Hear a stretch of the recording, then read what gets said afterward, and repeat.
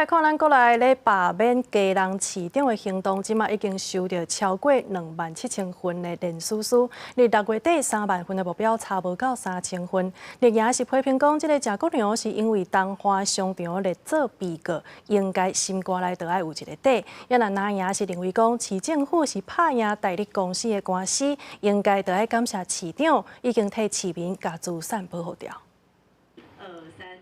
强盗市长国良丢脸。批评家人市长贾国良是强盗市长，因为东华商场接管案件，贾国良正做真一案被告，而且攻击青年电动机车补助案件、甲非法招标案，拢列为他一案被告。民进党25举行记者会，爱贾国良知所进退。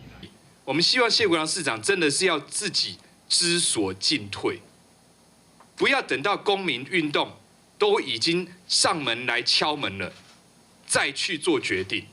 市府坚持捍卫市民财产，团队一向依法行政，盼检方公正调查，对这3案的清白深具信心，也盼案件结果确定前，外界勿以讹传讹。那也回击，因为东华商场的案件，基隆市府甲代志公司的争议案胜诉，应该感谢市长替市民保护资产。此事延烧了1个多月。